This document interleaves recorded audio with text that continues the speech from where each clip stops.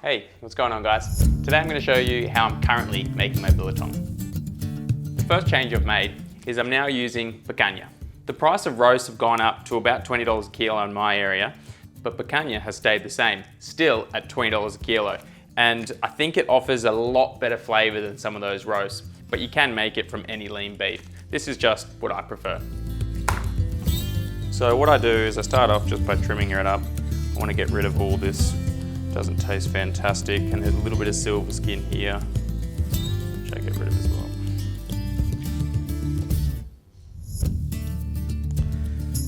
And any offcuts go to the dog. There you go, bud.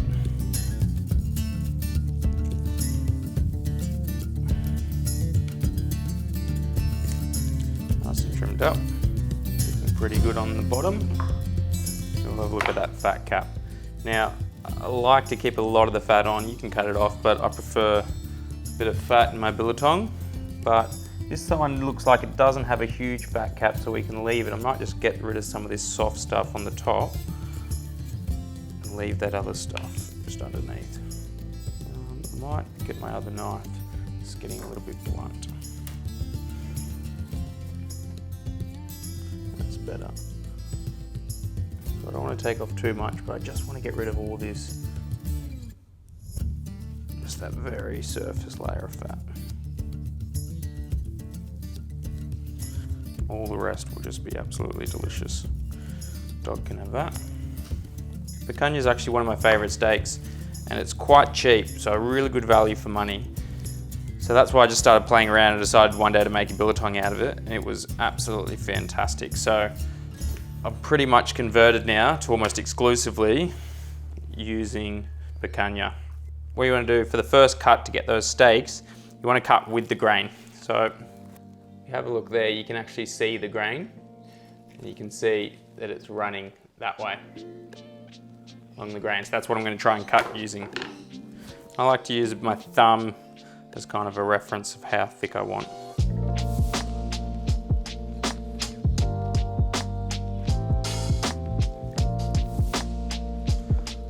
Make these, sure these are perfectly symmetrical, just so they get pretty consistent drying time.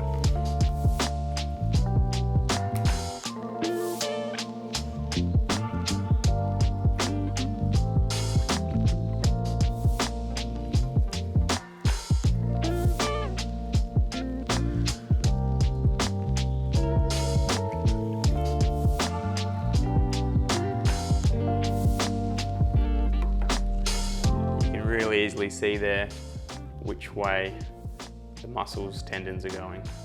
So that's going to be good, because what our final cut is going to be across the grain there.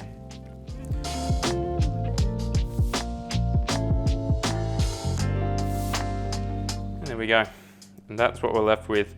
The best thing about using a picanha is if you don't want to use it all for biltong, then you can just grab a couple of steaks for lunch. You can dehydrate the rest. Now we're going to dry brine these. For spice, I know there's heaps of different recipes on YouTube for different biltong rubs, but what I bought about a year ago is biltong spice from my local South African shop.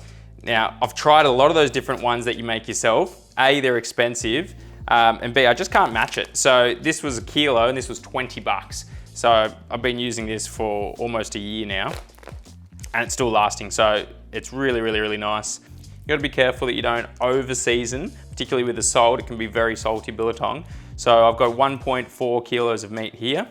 You're supposed to have 40 grams of the spice to 1 kilo. So that means I'm gonna need about 57 grams. So I'll just measure that out. That's gonna be exactly. So you wanna transfer these into some sort of dish.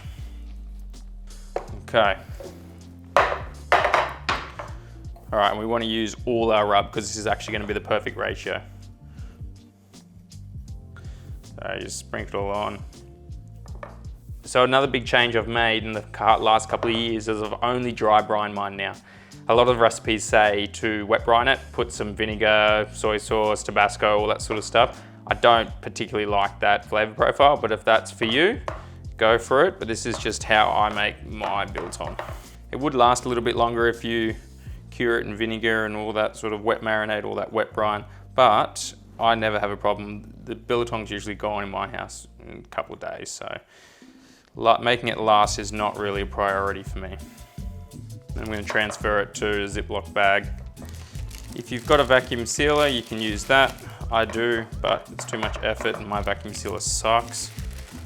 I'm going to stack it right up. Any leftover rub, I'm going to make sure that I get in there as well. Into the fridge for 24 hours, and we'll see you tomorrow. We are back. They're now ready to go straight into the dehydrator. The one thing I have changed now, instead of just guessing for dryness, what I do is just weigh each steak, and I know they're ready when they're about 60% of their original weight. So I'll show you how to do that really quick.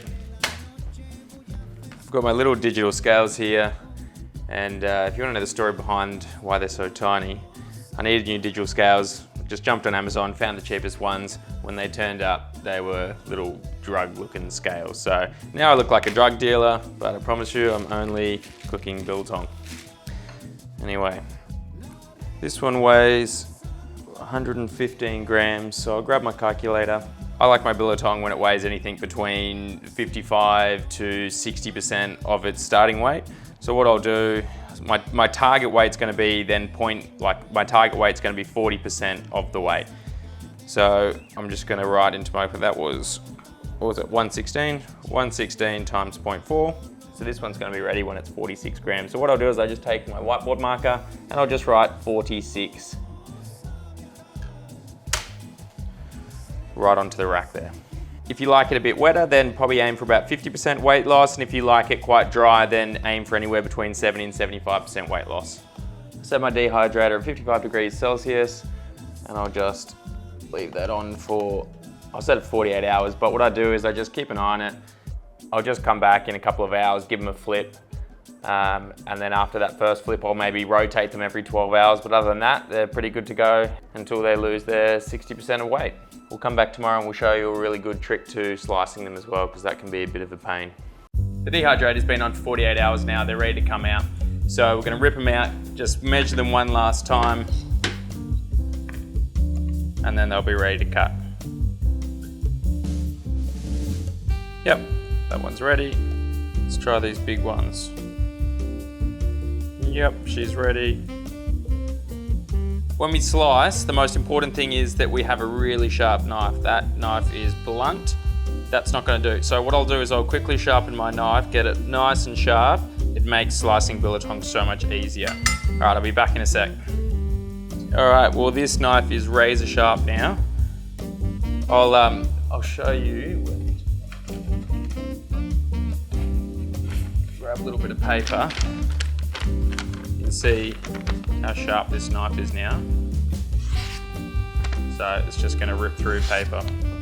All right, so that's what you're going to want if you want to slice your biltong, because I find that this is probably the most dangerous part because you can cut yourself, but there's a few little tricks that you can do when slicing to make it a lot easier for yourself. I'll show you now real quick. So instead of going this way, like that, and getting stuck, okay, what I like to do is if you put it up this way and just rest it on the fat, you get nice easy, and it just goes off because the fat cuts really easy. So you can just chop it off like that.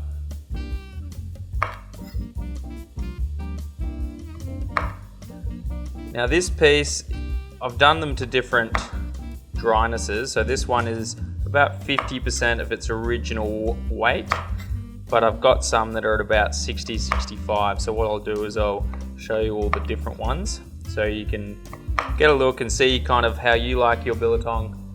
So that's about 50%. It's delicious. And you see that fat is probably, if you don't like your fat in your biltong, you can cut it off, but I highly recommend you do at least try it because it's absolutely so delicious, that bit of fat. So that's about 60% dryness just there. Now this one is 65% dryness, and this is about as dry as I'll go.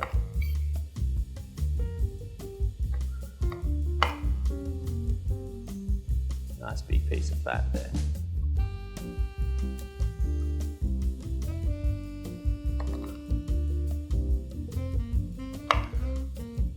All right, guys, that's about it. This one is about 60% dryness.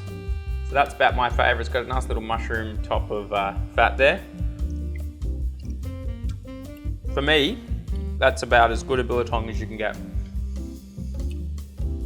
That's currently how I'm making it. As you can see, it's really super easy to make it in the dehydrator. It takes 2 days. Okay, guys, well, thanks for watching, and I'll see you in the next one.